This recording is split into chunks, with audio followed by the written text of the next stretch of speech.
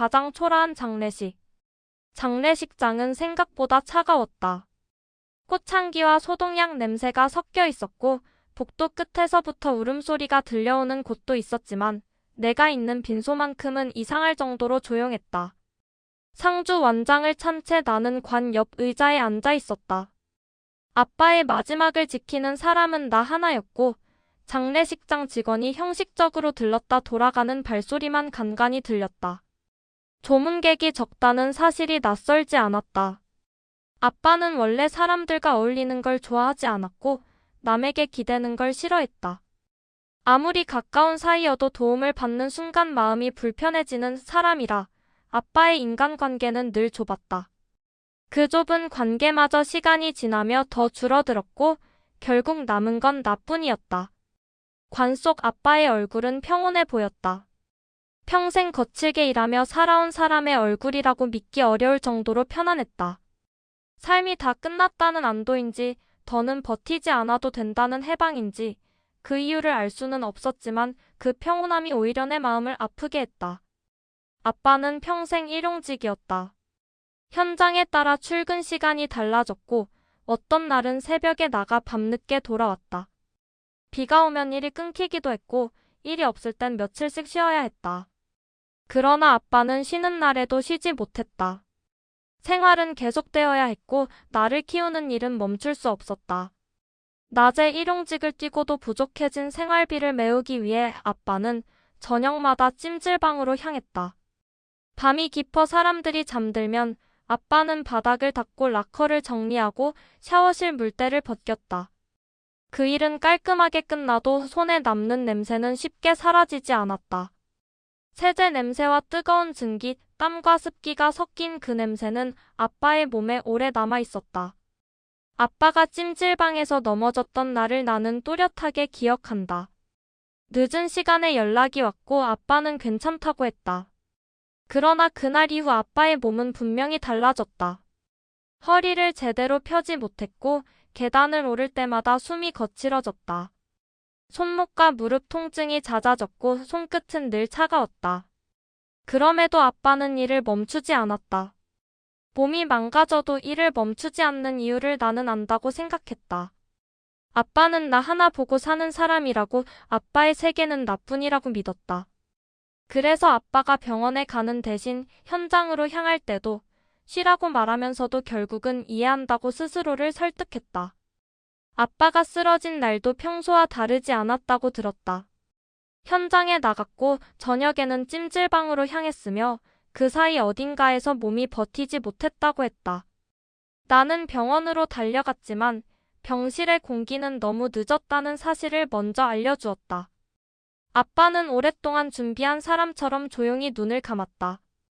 장례를 치르며 가장 먼저 맞닥뜨린 건 감정이 아니라 숫자였다.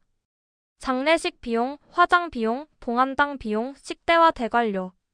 내가 가진 돈과 들어올 조의금을 계산해도 부족했다. 아빠는 보험 하나 제대로 들어둔 적이 없었다. 필요할 때 쓰는 게 돈이라고 믿었고 나중을 위해 남겨두는 돈은 결국 누군가에게 새는 돈이라 여겼다. 나는 조의금 봉투를 정리하며 손이 떨렸다. 아빠의 마지막을 보내는 일조차 내가 감당하기 어려운 일이 될까 봐 두려웠다. 아빠가 평생 나를 지켜줬는데 나는 아빠의 마지막을 지키지 못할까 봐 겁이 났다.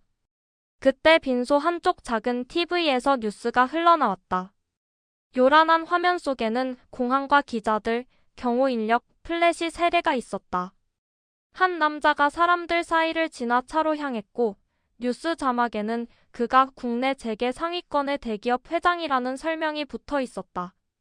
그는 모든 일정을 취소하고 귀국했다고 했고 그 이유는 개인적인 사유라고만 전해졌다. 장례식장의 조용한 공기와 TV 속 세계는 너무 달라서 마치 다른 나라 이야기처럼 느껴졌다. 나는 화면을 오래 보지 않았다.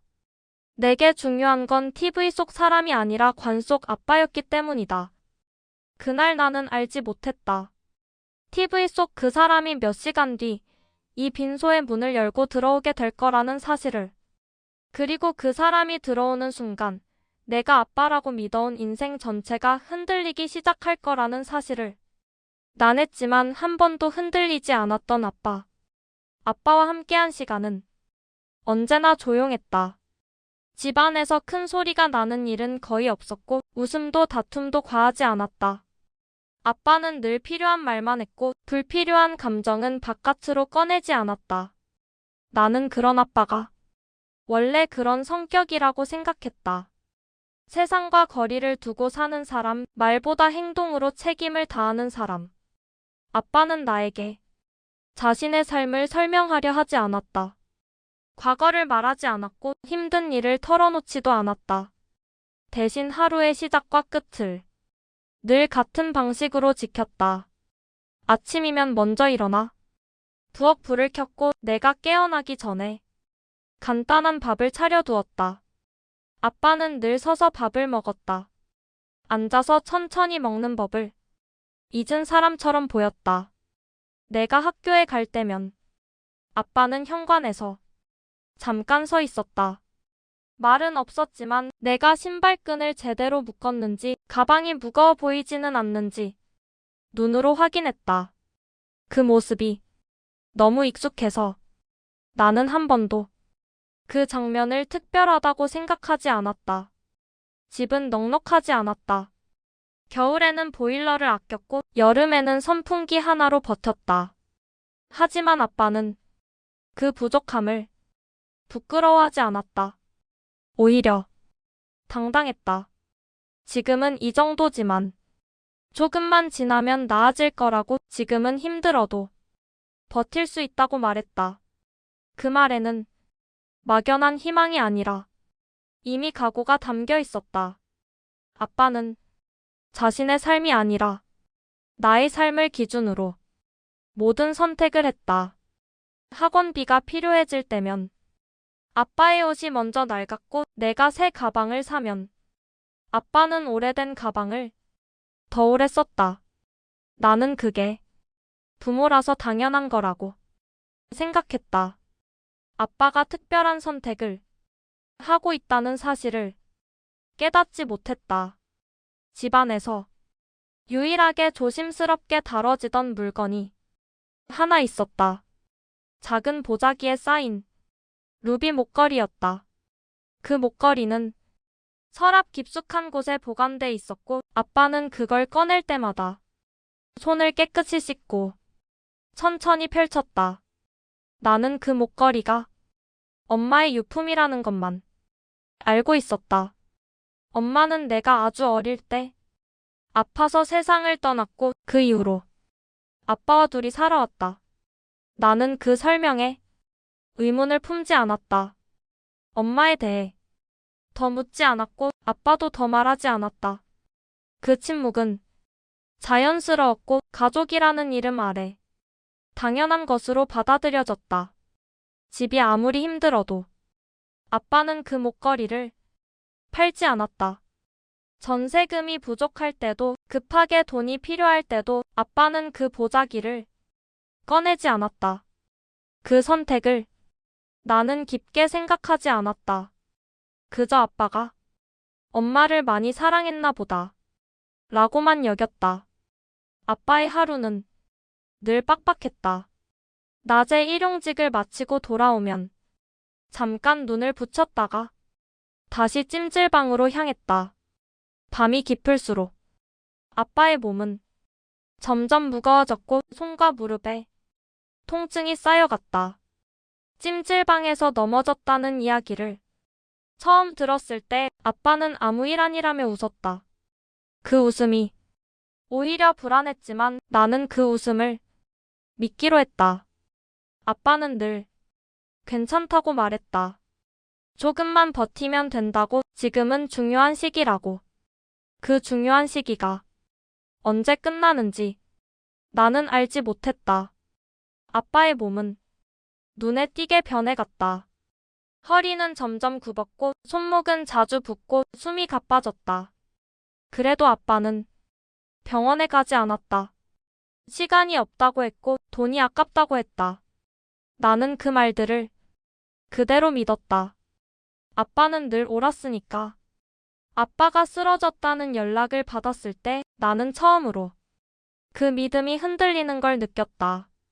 병실에서 본 아빠는 내가 알던 모습보다 훨씬 작아 보였다. 몸은 말라 있었고 손은 차가웠다. 그 순간에도 나는 아빠가 내 아빠라는 사실을 의심하지 않았다. 아빠는 끝까지 아빠였다. 그 믿음은 너무 단단해서 다른 가능성을 생각할 틈조차 없었다. 그래서 지금 이 장례식장에서 아빠의 인생을 정리하고 있으면서도 나는 아빠가 숨긴 다른 삶이 있을 거라고는 전혀 상상하지 못했다. 아빠는 그저 가난했고, 그저 성실했고, 그저 나를 위해 모든 걸 바친 사람이라고 생각했다. 그 생각이 곧 뒤집힐 거라는 사실을 이때 나는 전혀 알지 못했다. 아빠의 침묵이 사랑이 아니라 선택이었다는 사실도, 그 선택이 한 재벌의 인생과 연결되어 있다는 사실도 아직은 알지 못한 채로 장례식장에 스며든 낯선 기류. 장례식 둘째 날 오후가 되자 빈소의 공기가 조금씩 달라지기 시작했다. 처음에는 아주 사소한 변화였다. 장례식장 직원들이 평소보다 자주 빈소를 들여다보았고, 복도에서 낯선 발소리가 계속해서 들려왔다. 그 발소리는 익숙한 구두 소리가 아니었다. 아빠의 장례식에 오던 사람들은 대부분 조용히 들어와 조용히 나가는 사람들이었다. 하지만 그날 복도를 오가던 발소리는 규칙적이었고 여럿이 함께 움직이는 기척이 분명했다. 나는 무의식적으로 복도 쪽을 바라보았다. 검은 정장을 입은 사람들이 서너 명씩 묶여 서 있는 모습이 눈에 들어왔다. 그들은 조문객처럼 보이지 않았다. 누군가를 기다리는 사람들처럼, 혹은 누군가를 보호하기 위해 미리 자리를 잡은 사람들처럼 보였다. 아빠의 인생과는 전혀 어울리지 않는 풍경이었다. 아빠는 이런 사람들과 엮일 이유가 없는 사람이었다. 나는 불안해졌다. 아빠가 나 몰래 무언가를 남긴 건 아닐까? 내가 알지 못하는 문제가 있었던 건 아닐까? 머릿속에서 불길한 생각들이 하나씩 고개를 들었다. 장례식장 직원 한 명이 조심스럽게 다가와 빈소 상황을 확인하고 다시 나갔다. 그 표정에는 긴장감이 섞여 있었다.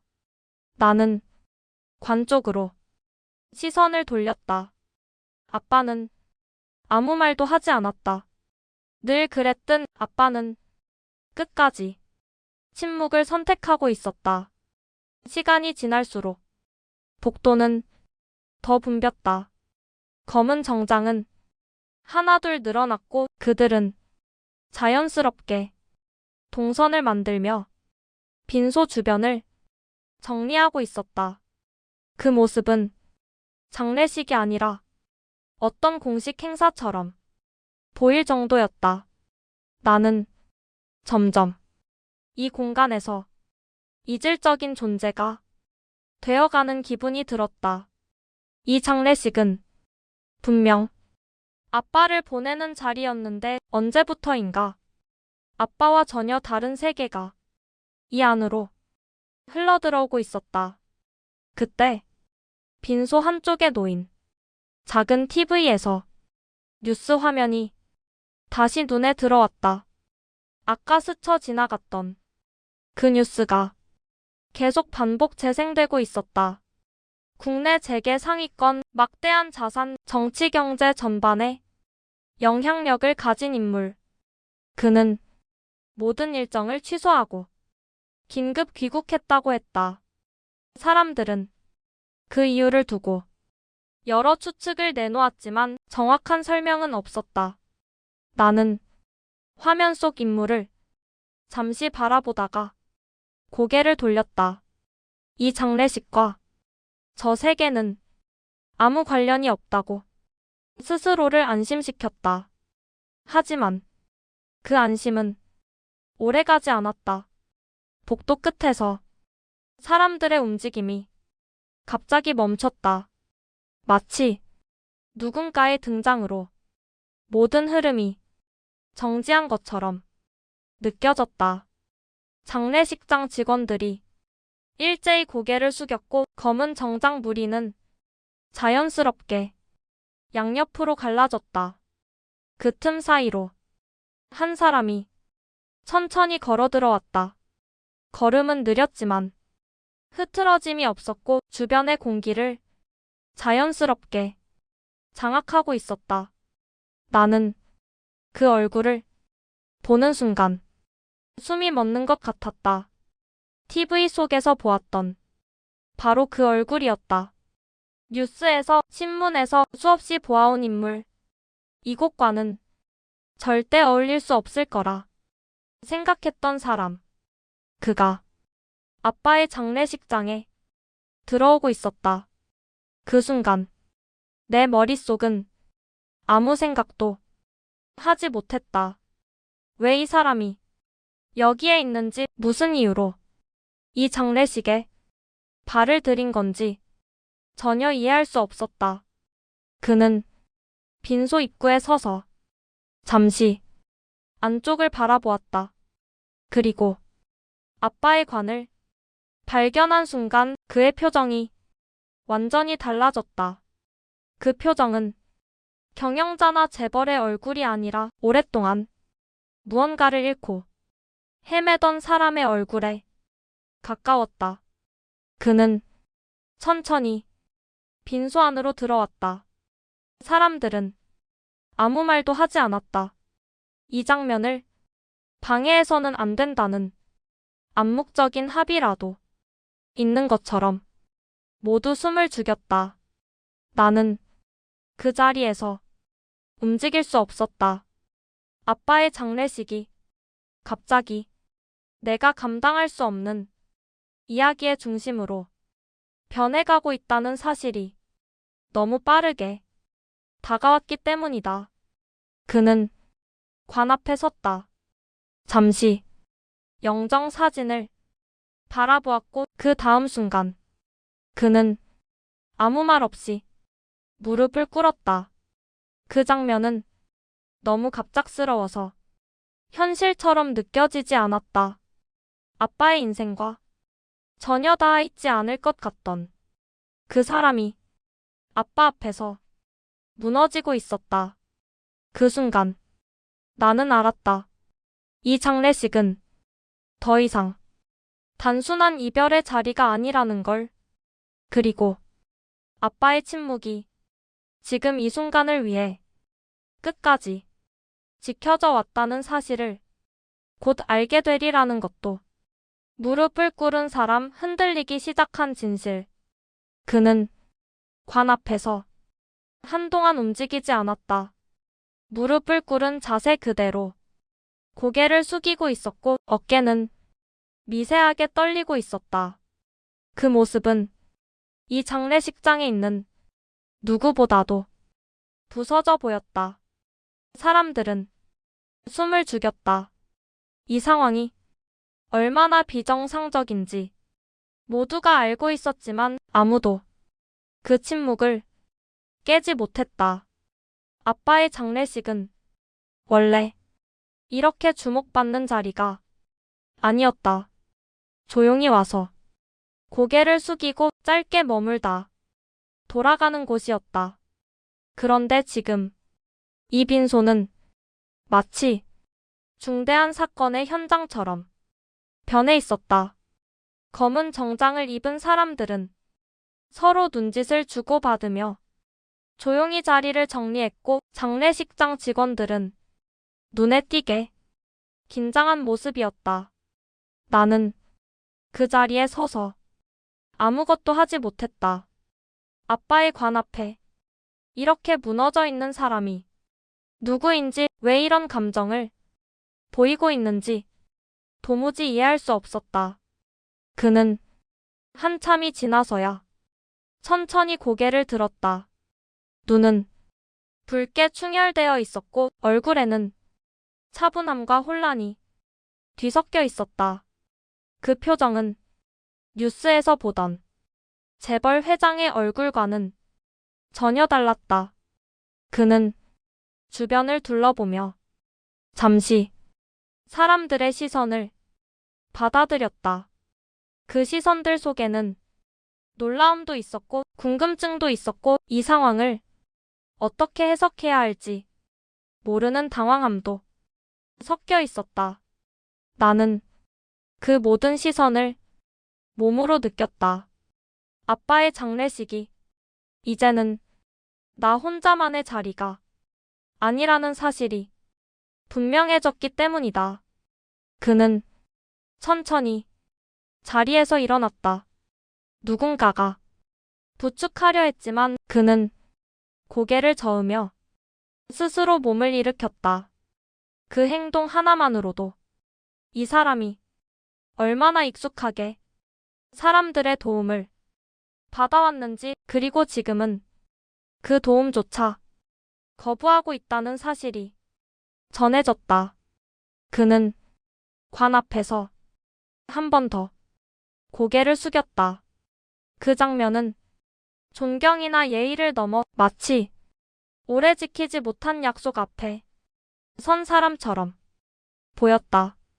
나는 그 모습을 보며 가슴이 서서히 조여오는 걸 느꼈다. 아빠는 이 사람에게 어떤 존재였을까?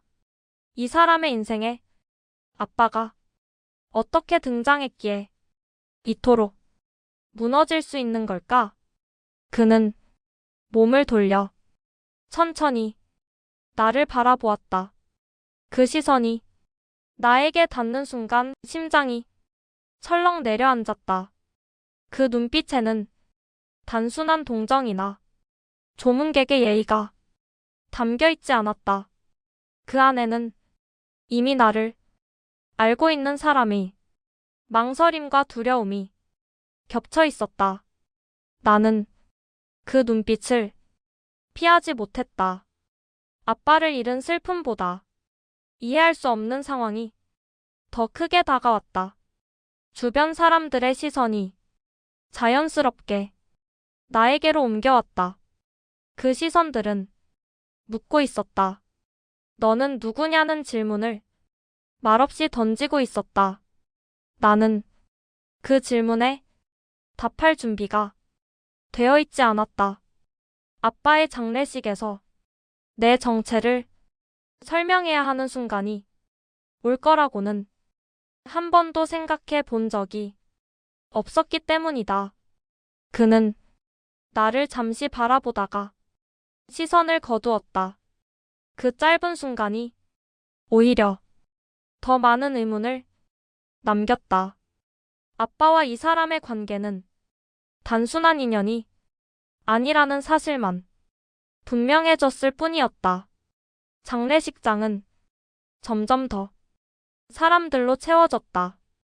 아까까지만 해도 텅 비어있던 공간에 검은 정장이 자연스럽게 자리를 잡았고 그들은 빈소를 중심으로 질서를 만들고 있었다.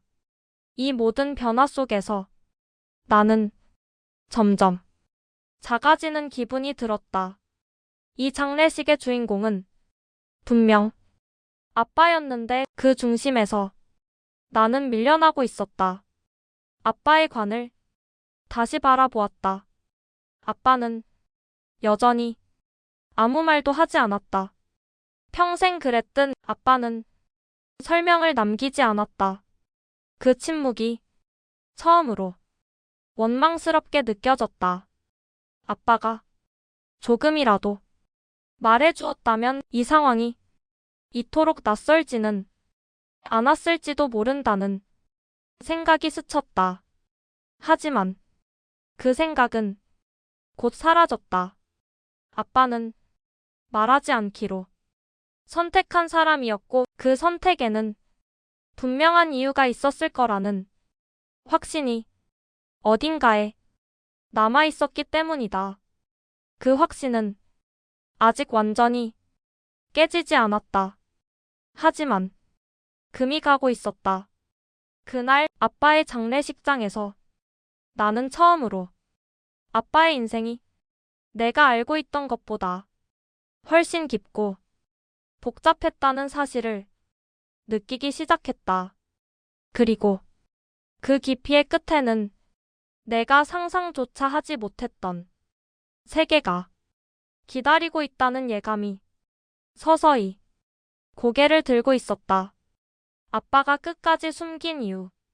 장례식장의 소음이 점점 멀어졌을 때 나는 조용히 다른 공간으로 옮겨졌다. 누군가의 안내를 받았지만 그 과정은 거의 기억나지 않았다. 머릿속이 이미 감당할 수 있는 범위를 넘어서 있었기 때문이다. 문이 닫히고 바깥의 소리가 차단되자 공기가 갑자기 무거워졌다. 그는 한동안 말을 잇지 못한 채 고개를 숙이고 있었다. 아까 관 앞에서 보았던 무너진 모습과는 달리 지금의 그는 무언가를 결심한 사람처럼 보였다.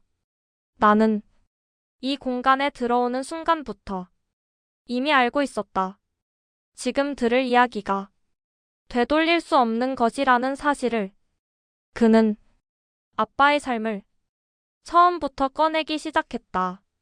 아빠가 어떤 선택을 했는지, 그 선택이 어디서부터 시작되었는지, 그 이야기는 내가 알고 있던 아빠의 인생과는 조금씩 어긋나 있었다. 아빠는 단순히 가난한 사람이 아니었다. 아빠는 누군가의 부탁을 받고 한 아이를 맡은 사람이었고 그 부탁을 평생의 책임으로 끌어안은 사람이었다. 그는 아빠와 오래전부터 알고 지낸 사이였다고 했다. 단순한 지인이 아니라 서로의 인생을 함께 나누었던 깊은 인연이었다. 그 인연의 중심에는 한 여자가 있었다. 그 여자는 나의 친모였다. 그 사실이 처음으로 공기처럼 스며들었다. 나는 그 말을 듣는 동안 아무런 반응도 하지 못했다. 놀람도, 부정도, 분노도 아직은 정리되지 않은 상태였다. 그는 이야기를 이어갔다. 그 여자는 아이를 낳은 직후 세상을 떠났고 그는 아이도 함께 잃은 줄로만 알고 살았다고 했다. 그 오해는 의도된 것이 아니었고 누군가의 선택이 겹쳐진 결과였다. 그 선택의 중심에 아빠가 있었다. 아빠는 그 여자의 마지막 부탁을 들었고 그 부탁을 지키기로 했다. 그 부탁은 아이를 부탁하는 것이었고 그와는 연결하지 말아달라는 선택이었다. 아빠는 그 부탁을 가볍게 받아들이지 않았다. 그는 아이를 키운다는 게 무엇을 의미하는지 잘 알고 있었고 그 무게를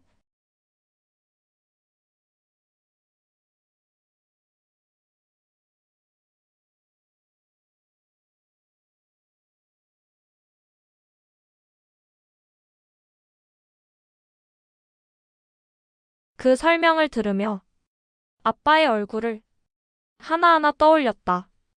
아침에 먼저 일어나던 모습, 밤마다 문을 확인하던 모습, 몸이 망가져가면서도 일을 멈추지 않던 이유.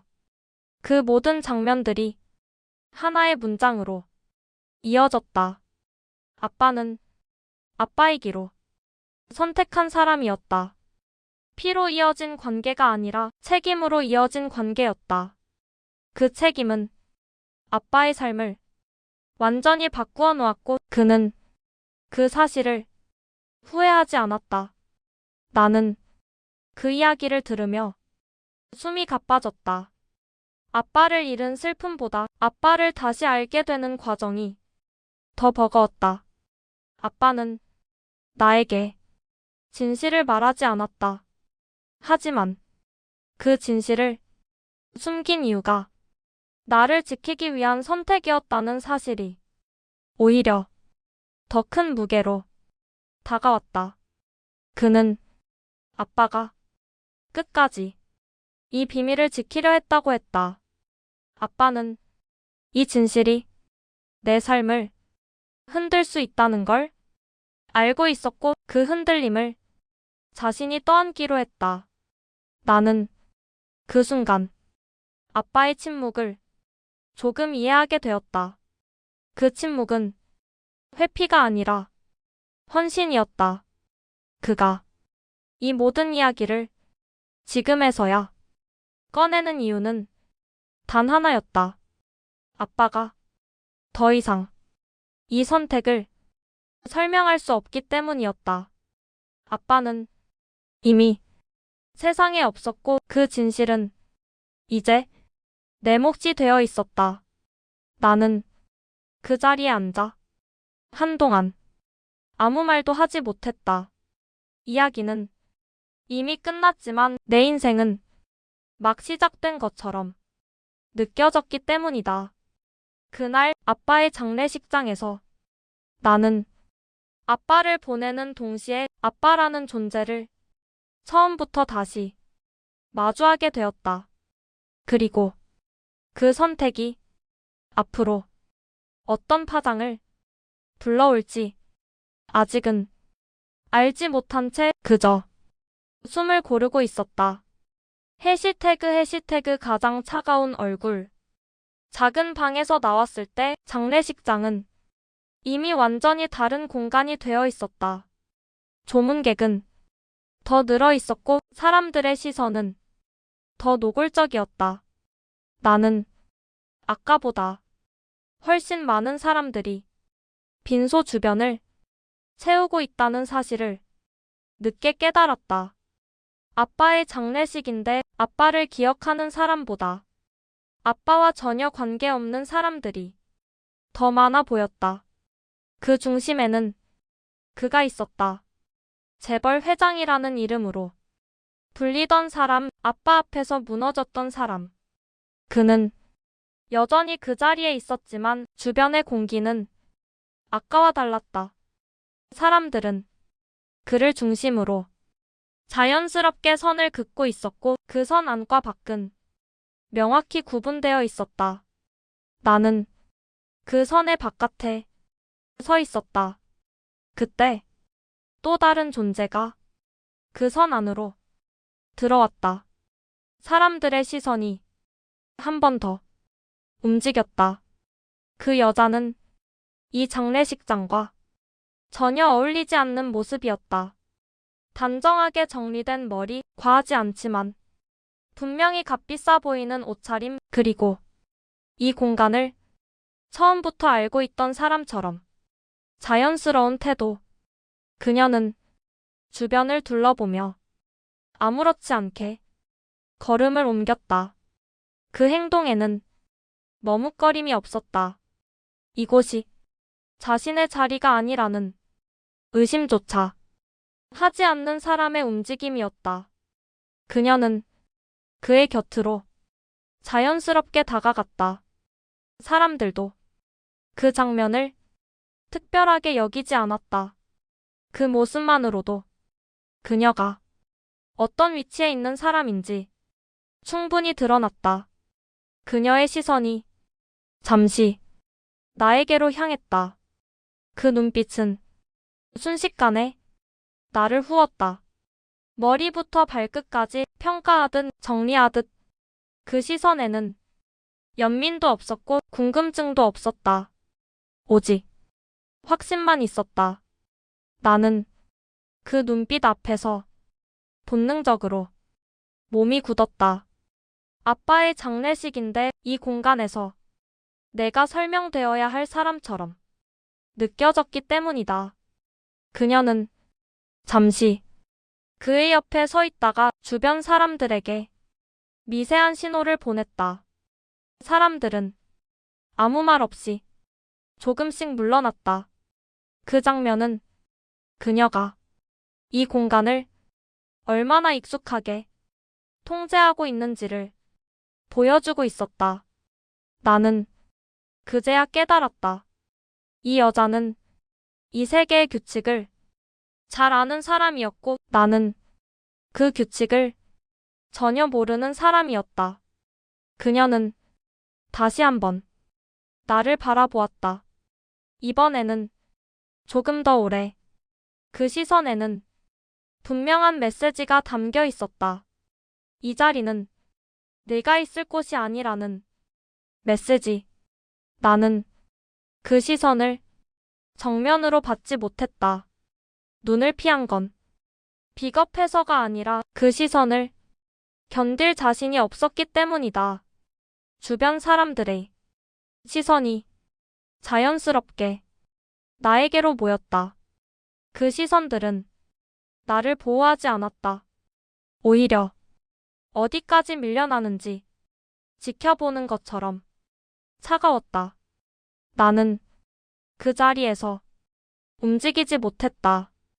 아빠를 보내는 자리에서 내가 가장 먼저 지워지고 있다는 사실이 너무 선명하게 다가왔기 때문이다.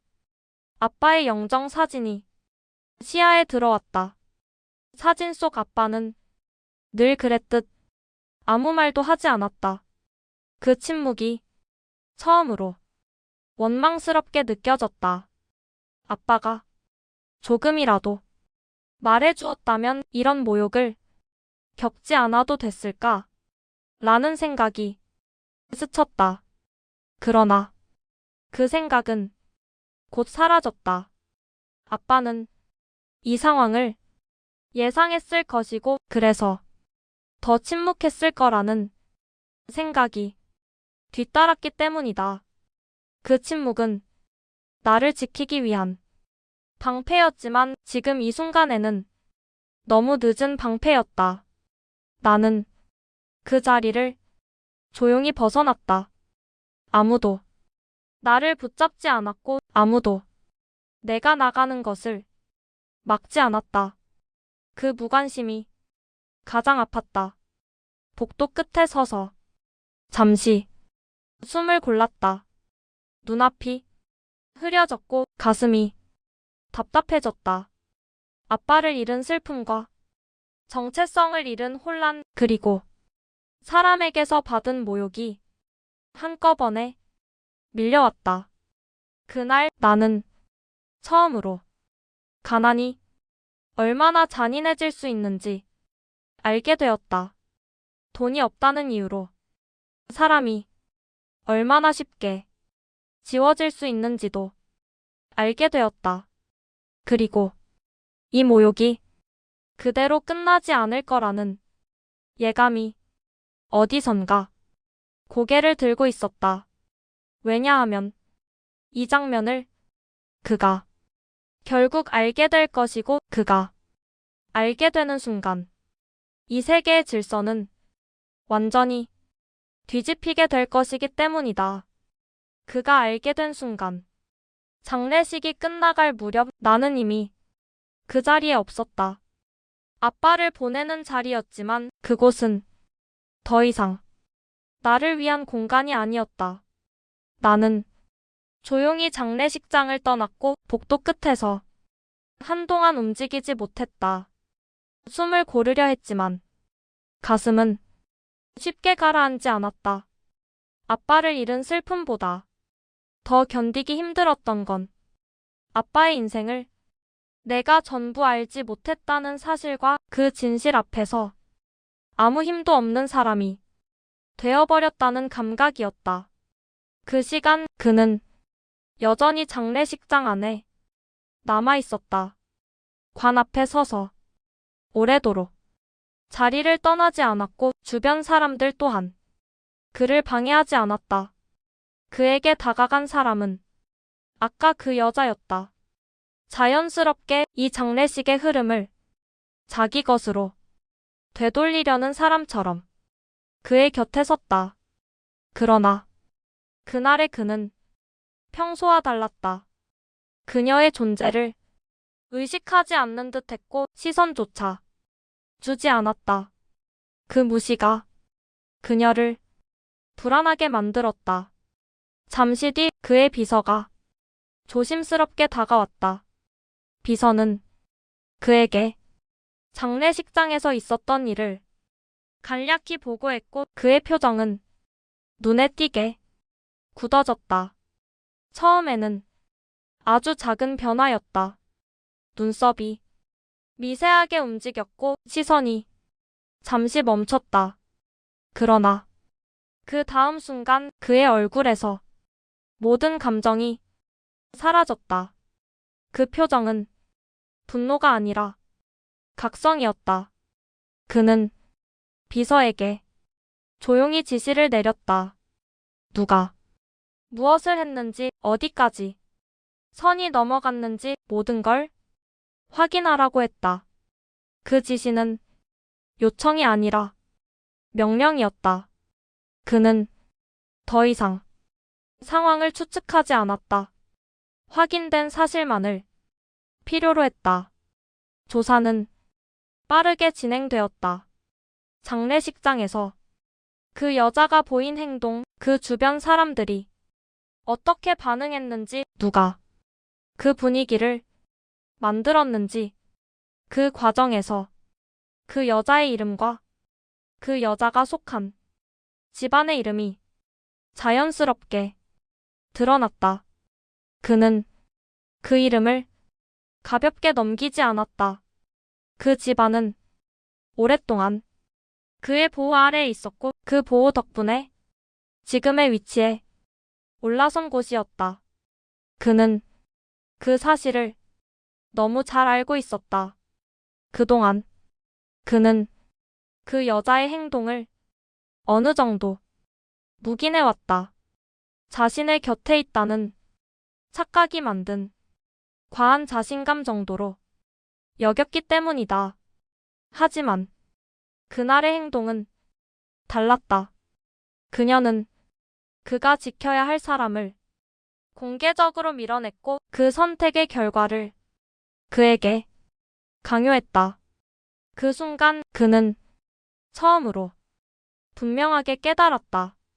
아빠 앞에서 무너진 건 기성만이 아니라 자신 역시 아버지로서 완전히 실패했다는 사실을. 그는 즉시 사람들을 불렀다. 법무팀, 재무팀, 그리고 가장 오래 함께한 측근들. 이번에는 장례식이 아니라 결정의 자리였다. 그는 감정적인 말은 하지 않았다. 오히려 이상할 정도로 차분했다. 그 차분함은 곧 폭풍이 될 전조였다. 그는 그 여자의 집안과 연결된 모든 관계를 다시 점검하라고 했다. 투자, 지분, 계약, 비공식 지원까지. 그동안 관성처럼 이어져 온 것들을 전부 멈추라고 했다. 그 지시가 내려간 순간 그 여자의 집안은 이미 무너지고 있었다. 아직 그 사실을 아는 사람은 많지 않았지만 시장은 먼저 반응했다.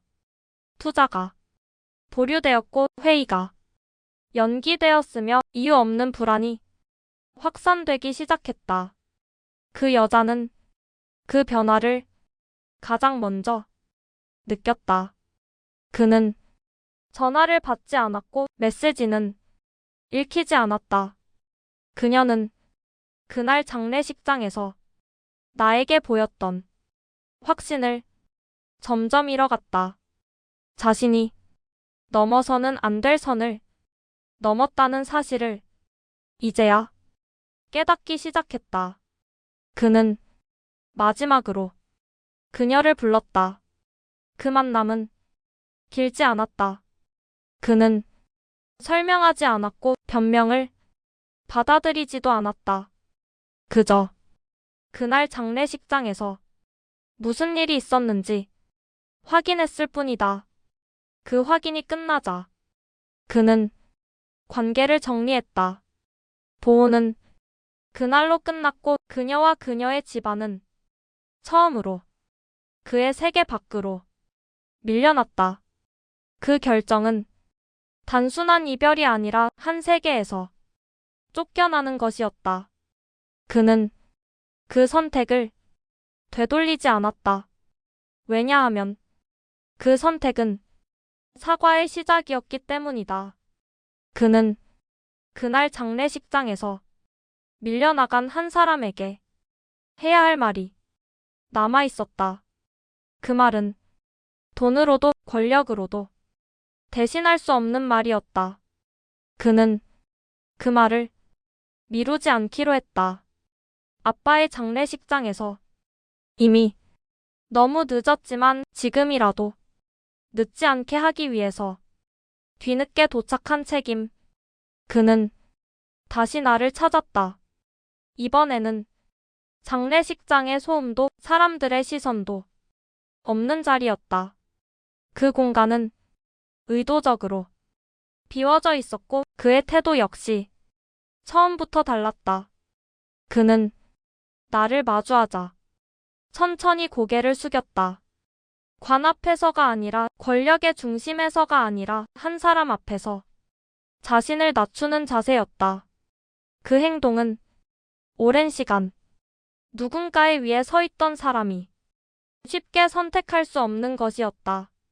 그는 그날 장례식장에서 벌어진 모든 상황을 자신의 책임으로 받아들이고 있었다.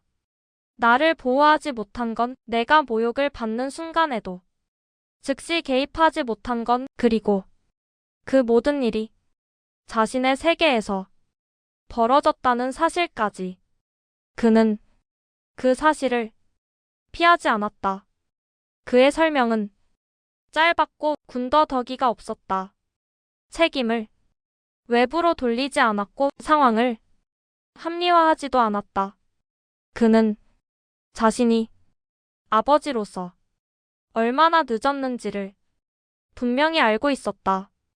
그리고 그 늦음이 어떤 상처를 남겼는지도 이제는 알고 있었다. 그는 나에게 선택권을 제시했다. 유전자 검사를 통한 법적 확인, 신탁과 상속, 교육과 진로에 대한 전폭적인 지원. 그 제안은 현실적이었고 그가 할 수 있는 최대치에 가까웠다. 그는 그 제안을 은혜처럼 내밀지 않았다. 그저 자신이 마땅히 져야 할 책임의 일부로 놓아두었다. 나는 그 제안을 듣는 동안 아빠의 얼굴을 떠올리고 있었다. 몸이 망가져가면서도 일을 멈추지 않던 모습, 말없이 내 방문을 확인하던 밤들, 아무 설명 없이 모든 걸 감당하던 사람. 아빠는 아빠라는 이름을 요구한 적이 없었다. 그저 그 자리에 있을 뿐이었다. 그 사실이 이 순간 유난히 선명하게 다가왔다. 나는 그에게 즉답하지 않았다. 그의 제안이 부담스러워서가 아니라 그 제안이 내 인생을 단번에 규정해버릴까? 두려웠기 때문이다. 나는 시간이 필요했다. 내가 누구인지, 어떤 선택을 하고 싶은지, 아빠의 선택과 어떻게 이어갈지를 정리할 시간이. 그는 그 선택을 존중했다. 처음으로 그는 무언가를 붙잡으려 하지 않았다. 그 태도는 권력자의 여유가 아니라 뒤늦게 아버지가 되려는 사람이 조심스러움에 가까웠다. 며칠 뒤 아빠의 장례는 모든 절차를 마치고 조용히 끝났다. 사람들은 각자의 세계로 돌아갔고 나는 아빠의 집에 혼자 남았다. 집안에는 아빠의 흔적이 곳곳에 남아 있었다. 낡은 작업복, 다른 장갑, 그리고 늘 같은 자리에 놓여있던 작은 보자기.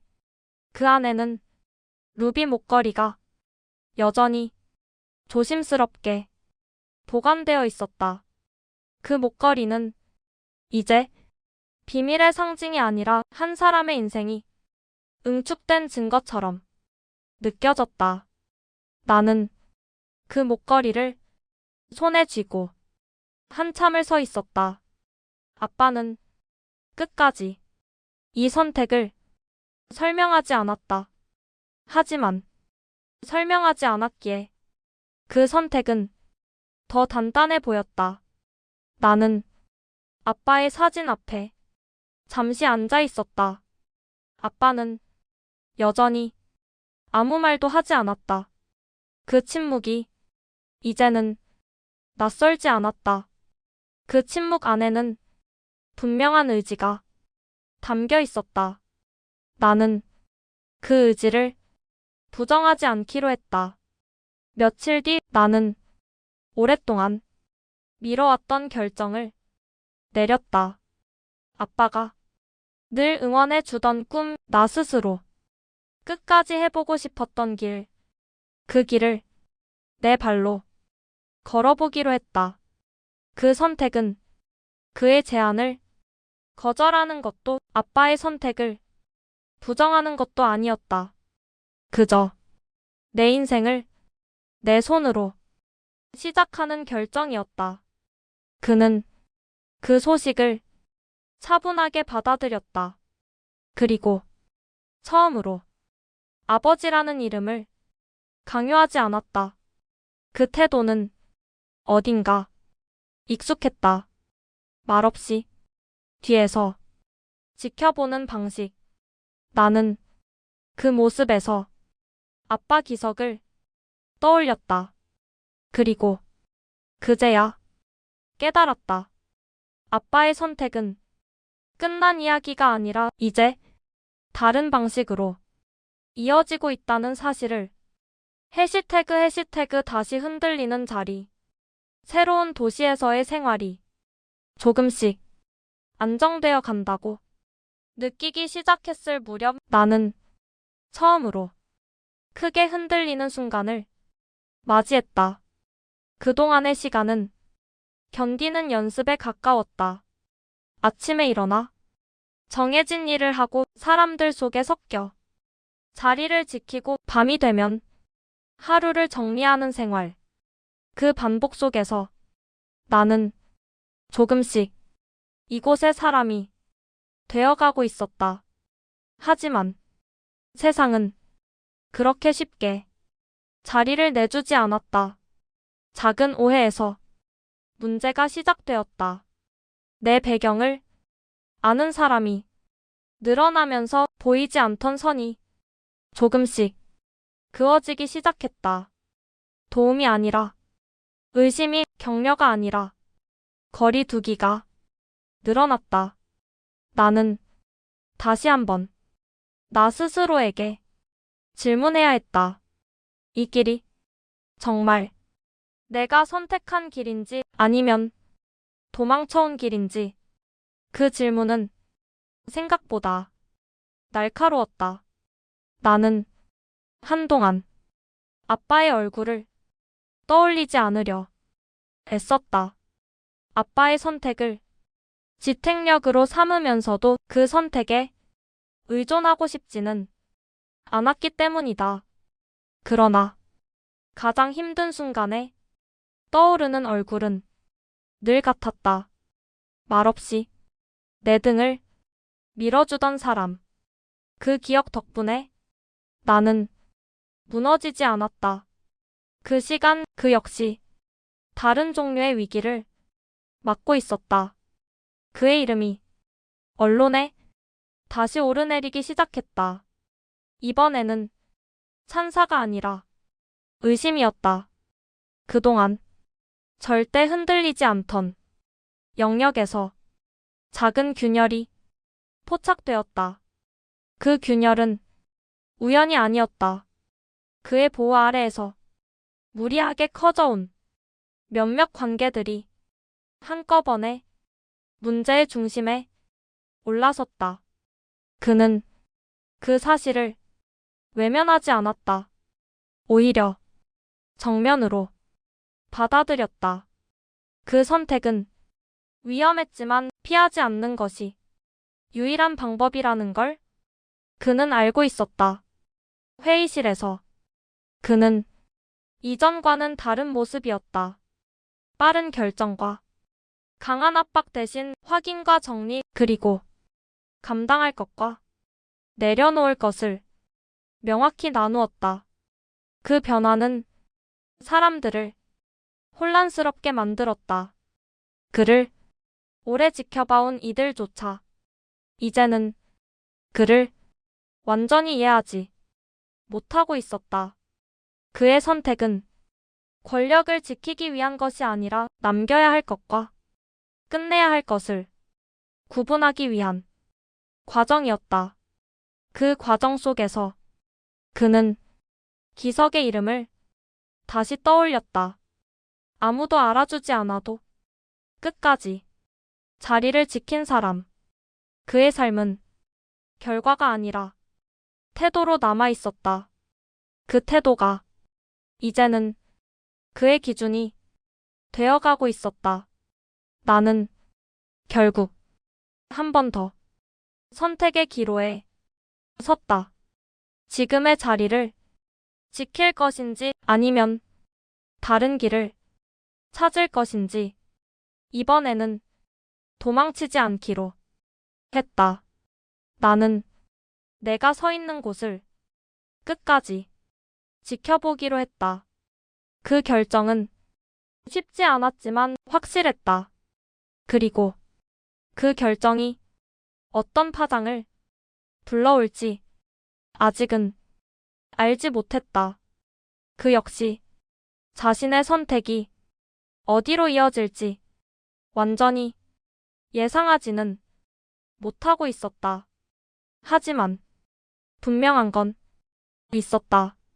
우리는 각자의 자리에서 다시 한번 같은 방향으로 움직이기 시작했다는 것. 그 움직임은 아직 서로를 향하지 않았지만 언젠가는 다시 마주하게 될 지점으로 천천히 수렴하고 있었다. 그리고 그 만남은 이전과 같은 재회가 아니라 완전히 다른 의미의 재시작이 될 운명이었다. 해시태그 얻는 것과 잃는 것. 내가 선택한 자리는 쉽지 않았지만 그만큼 명확한 결과를 요구하는 곳이었다. 시간이 흐르면서 내 이름이 조금씩 사람들 사이에서 언급되기 시작했다. 처음에는 조심스러운 호기심이었고 그 다음에는 능력에 대한 평가였다. 나는 누군가의 배경이 아니라 내가 해낸 일로 설명되고 싶었다. 그래서 더 많은 시간을 쏟았고 더 많은 책임을 끌어안았다. 그 과정에서 처음으로 확실한 성과가 나왔다. 작지만 분명한 결과였다. 그 결과는 사람들의 태도를 조금씩 바꾸기 시작했다. 의심은 신중함으로, 거리두기는 관찰로 변해갔다. 그 변화는 나에게 작은 자신감을 안겨주었다. 아빠가 늘 말없이 보여주었던 방식이 틀리지 않았다는 확신이었다. 그러나 성과에는 항상 대가가 따랐다. 나는 점점 더 혼자가 되어갔다. 일에 집중할수록 사람들과의 거리는 벌어졌고 밤이 되면 집안의 침묵이 더 깊어졌다. 그 침묵 속에서 나는 가끔 나 자신에게 묻게 되었다. 이 길의 끝에 무엇이 남을지. 그 질문은 쉽게 답을 주지 않았다. 그 시간 그는 또 다른 상실을 겪고 있었다.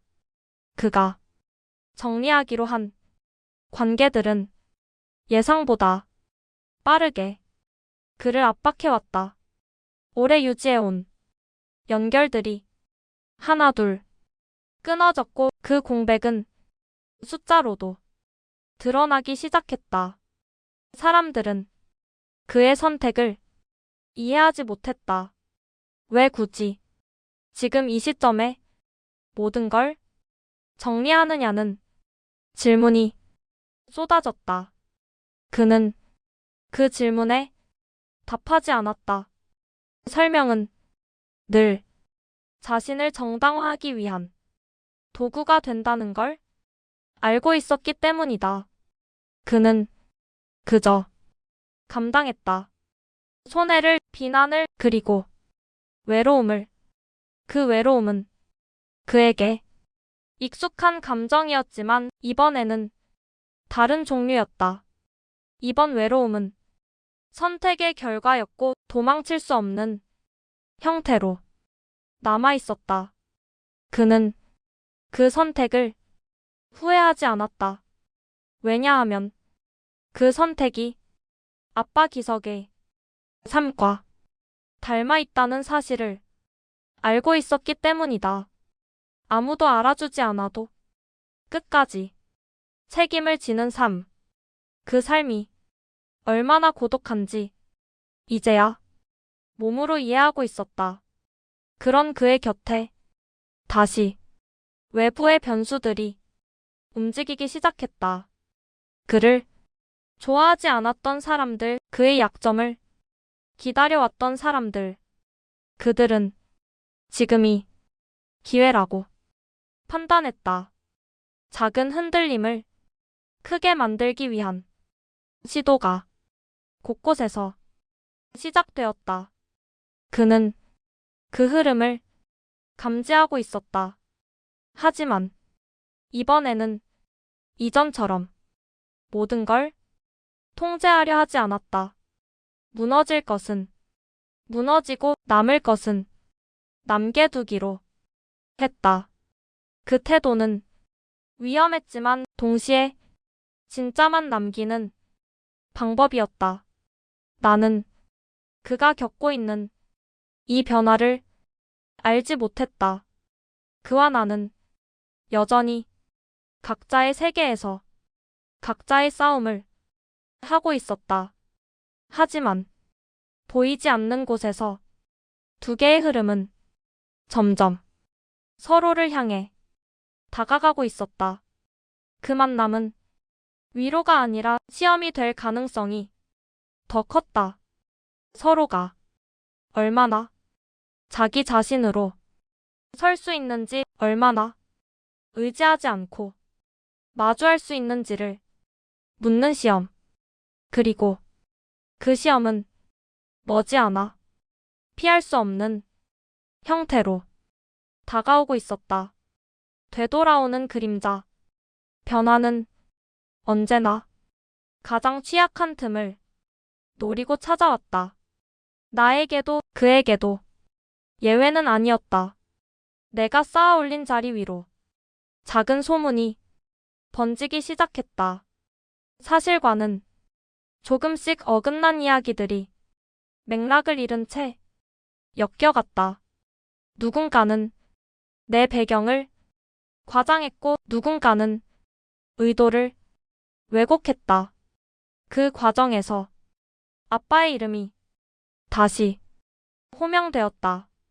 한 번은 동정의 언어로, 또 한 번은 의심의 언어로. 그 이름이 다시 떠오르는 순간 나는 이전보다 더 단단해졌다고 스스로를 믿고 싶었다. 하지만 과거는 언제나 예상보다 무거웠다. 사람들은 성과를 보면서도 출처를 묻기 시작했고 그 질문은 점점 노골적이 되었다. 나는 설명하지 않기로 했다. 설명은 끝없는 검증을 부르기 때문이었다. 대신 결과로 대답하기로 했다. 그 선택은 나를 더 고립시켰지만 동시에 나를 지탱했다. 그 시간 그에게도 그림자가 되돌아오고 있었다. 그동안 정리해온 관계들의 여파가 한꺼번에 표면으로 드러났다.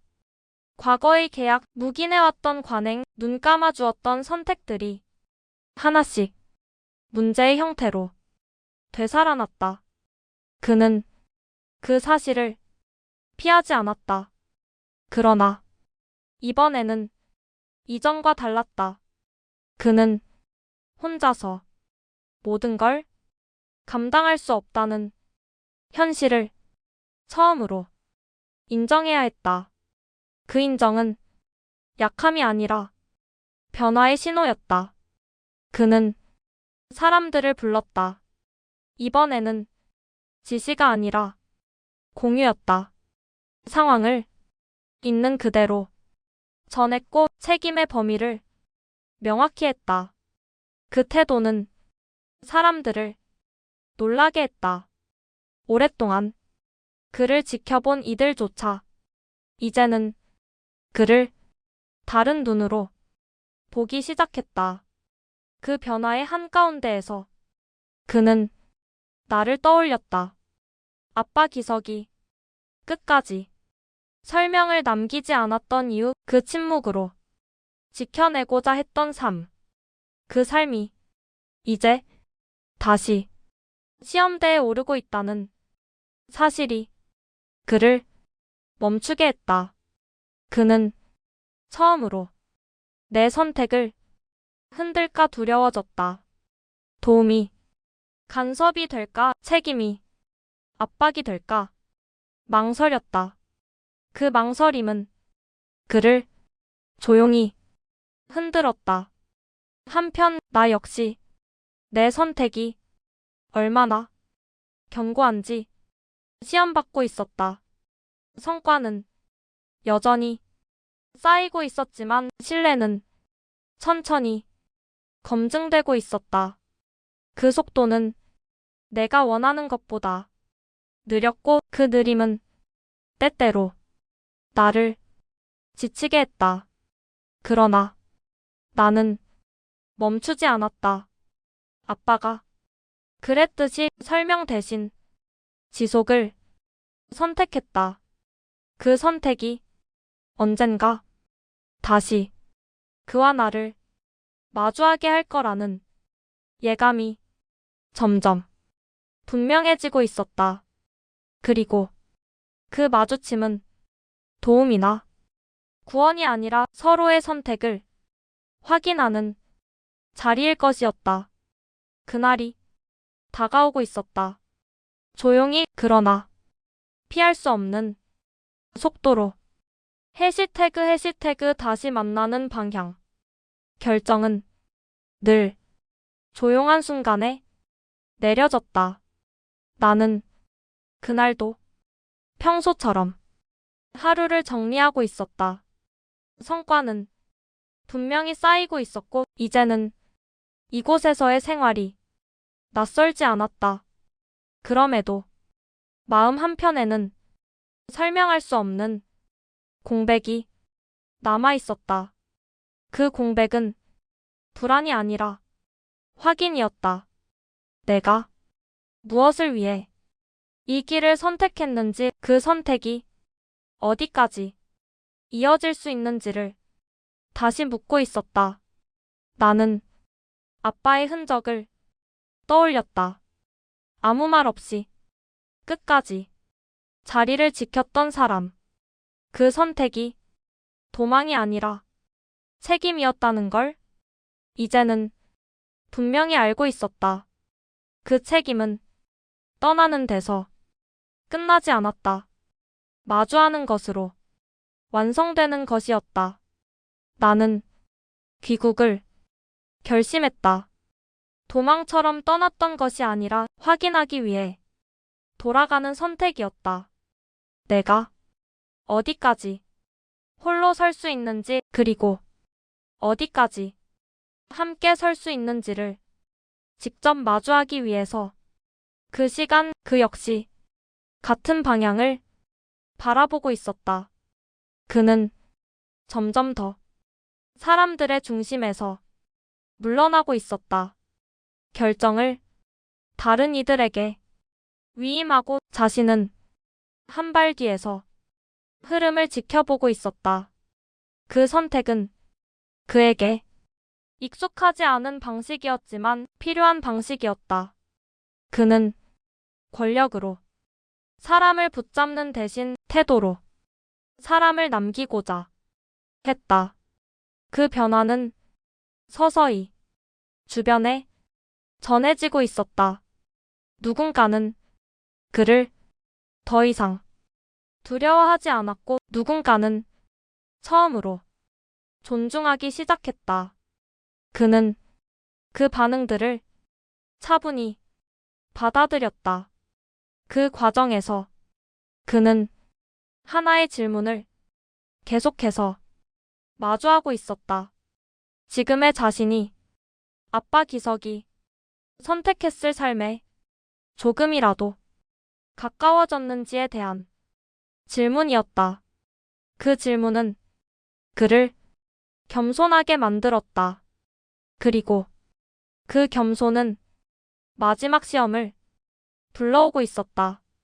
귀국 일정이 확정되었을 때 나는 특별한 기대를 하지 않았다. 환영도 보상도 감정적인 재회도 바라지 않았다. 그저 마주할 준비만 하고 있었다. 공항으로 향하는 길은 이상할 정도로 조용했다. 창밖으로 지나가는 풍경들이 낯설면서도 익숙하게 느껴졌다. 이 도시는 나를 키우지는 않았지만 나를 만들었다. 그 사실이 지금에서야 분명해졌다. 한편 그는 내 귀국 사실을 이미 알고 있었다. 하지만 그는 공항으로 향하지 않았다. 이번에는 먼저 다가가지 않기로 결심했기 때문이다. 그는 나의 선택을 끝까지 존중하고 싶었다. 그 존중이 지금의 관계를 결정할 것이라는 걸 알고 있었다. 우리는 같은 도시에 있으면서도 아직 마주치지 않았다. 그 거리감은 불안이 아니라 긴장이었다. 서로가 얼마나 변했는지, 얼마나 자기 자리를 지킬 수 있는지를 확인해야 할 순간이 다가오고 있었다. 이제 남은 건 마지막 선택이었다. 피하지 않고 마주할 것인지 아니면 다시 각자의 길로 돌아갈 것인지. 그 선택은 더 이상 과거가 아니라 현재의 태도를 묻고 있었다. 그리고 그 태도는 곧 모든 관계를 결정짓게 될 것이다. 무너지는 이름들, 균열은 이미 오래전부터 시작되어 있었다. 다만 그 균열을 버티고 있던 힘이 사라졌을 뿐이었다. 그의 보호가 완전히 거두어진 이후 그 여자의 집안은 급격히 속도를 잃기 시작했다. 겉으로는 아직 유지되는 것처럼 보였지만 안쪽에서는 연결이 하나씩 끊어지고 있었다.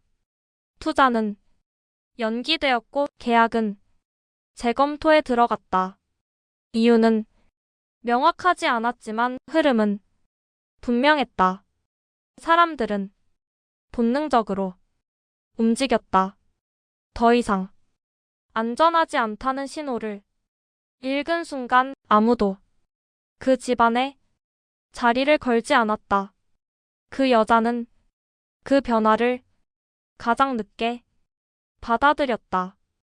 오랫동안 자신의 위치를 확신해온 사람에게 세상의 방향 전환은 현실로 느껴지지 않았다. 그녀는 여전히 자신이 설명할 기회를 가질 수 있다고 믿고 있었다. 그러나 이번에는 설명의 자리가 주어지지 않았다. 그는 더 이상 비공식적인 통로를 열어두지 않았다. 관계는 이미 정리된 상태였고 되돌릴 여지는 남아있지 않았다. 그 여자의 집안은 자신들이 어디서부터 흔들리기 시작했는지 정확히 알지 못한 채 무너져갔다. 그 사실이 더 잔인했다. 권력의 세계에서는 이유를 모르는 몰락이 가장 빠르게 사람을 파괴한다. 그 과정은 조용했지만 분명했다. 언론은 뒤늦게 움직이기 시작했다. 한때 그의 이름과 함께 언급되던 집안이 이제는 단독 기사로 다뤄지고 있었다. 그 기사들에는 그의 이름이 거의 등장하지 않았다. 그 침묵이 모든 걸 말해주고 있었다. 한편 그는 공개적인 자리에 섰다. 이번에는 행사를 위한 자리가 아니라 정리를 위한 자리였다. 그는 그동안 묵인해왔던 것들, 눈 감아주었던 관계들에 대해 책임을 분명히 했다. 그 책임은 변명이 아니라 결단의 형태로 드러났다. 그 선택은 그에게도 상처를 남겼지만 되돌릴 수 없는 필요한 선택이었다. 사람들은 그의 변화를 확인했다. 이제 그는 지키기 위해 권력을 쓰는 사람이 아니라 정리하기 위해 권력을 내려놓는 사람으로 보이기 시작했다. 그 변화의 끝에서 그는 나를 마주했다. 이번에는 비공개가 아니라 공개적인 자리였다. 사람들이 지켜보는 앞에서 그는 천천히 고개를 숙였다. 그 행동은 사과이자 선언이었다. 누구의 아버지인지 어떤 책임을 끝까지 지겠다는 것인지 말없이 보여주는 행동이었다. 그 순간 사람들은 처음으로 이 모든 이야기가 권력 싸움이 아니라 관계의 이야기였다는 걸 깨닫기 시작했다. 나는 그 장면을 차분하게 지켜보았다. 분노도 통쾌함도 크게 느껴지지 않았다. 그저 하나의 인생이 제자리를 찾아가는 과정처럼 보였다. 아빠 기석이 끝까지 말하지 않았던 이유가 이제야 조금 더 선명해졌다. 그는 이 순간을 원하지 않았을 수도 있고 알면서도 피했을 수도 있다. 하지만 그가 남긴 선택은 지금 이 장면을 가능하게 했다. 그 선택 덕분에 누군가는 무너졌고 누군가는 제자리를 되찾고 있었다. 그리고 이제 남은 건 마지막이었다. 이 모든 이야기가 어떤 이름으로 끝날 것인지, 어떤 관계로 정리될 것인지 그 답은 곧 마주할 한 장면 속에 담겨 있었다. 남은 이름. 공항은 생각보다 조용했다. 사람들은 각자의 목적을 향해 빠르게 움직였고 그 속도는 나의 마음과는 조금 달랐다. 나는 도착 게이트를 지나며 잠시 걸음을 늦췄다. 이 도시로 다시 돌아온 건 과거를 붙잡기 위해서가 아니라 남은 것을 정리하기 위해서였다. 그는 사람들 사이에 서 있었다. 화려하지 않았고 눈에 띄지도 않았다. 늘 주변을 장악하던 그의 존재감은 이상할 정도로 조용해져 있었다. 그 모습은 어딘가 익숙했다. 아빠 기석이 늘 서 있던 자리와 닮아 있었기 때문이다. 그는 한 발짝 물러난 곳에서 나를 기다리고 있었다. 다가오지도 부르지도 않았다. 그 선택이 그의 변화를 가장 분명하게 보여주고 있었다. 나는 그 앞에 섰다. 우리는 잠시 아무 말도 하지 않았다. 그 침묵은 어색하지 않았다. 그동안 말하지 않아도 전해졌던 것들이 너무 많았기 때문이다. 그는 천천히 내 앞에 꽃다발을 내려놓았다. 그 꽃은 화려하지 않았고 소박했다. 아빠 기석이 좋아했을 법한 색감이었다. 그 선택 하나만으로도 그가 무엇을 기억하고 있는지 충분히 알 수 있었다. 나는 그 꽃다발을 바라보며 잠시 숨을 고른다. 이 순간을 어떻게 마무리할지 이미 결정해 두었기 때문이다. 나는 이제 누군가의 보호가 아니라 누군가의 책임이 아닌 내 선택으로 서 있었다. 그 선택 위에서 그를 바라보았다. 그는 기다리고 있었다. 인정받기 위해서가 아니라 거부당할 가능성까지 포함한 채로 기다리고 있었다. 그 태도는 늦었지만 정직했다. 나는 아빠 기석을 떠올렸다. 끝까지 설명하지 않았던 이유, 끝까지 자리를 지켰던 태도. 그 선택이 이 사람에게 전해졌고 이제는 나에게도 전해지고 있었다. 관계는 혈연으로 완성되지 않는다. 시간과 태도로 증명될 뿐이다. 나는 그 앞에서 한 걸음 다가섰다. 그 순간 이야기는 더 이상 과거가 아니었다. 도망도 보상도 사과도 아닌 현재의 선택이 남아 있었다. 나는 아빠 기석이 남긴 삶을 부정하지 않았다. 그 삶은 완전했고 이미 충분했다. 그리고 그 위에 이제 새로운 관계가 놓일 수 있다는 사실을 받아들였다.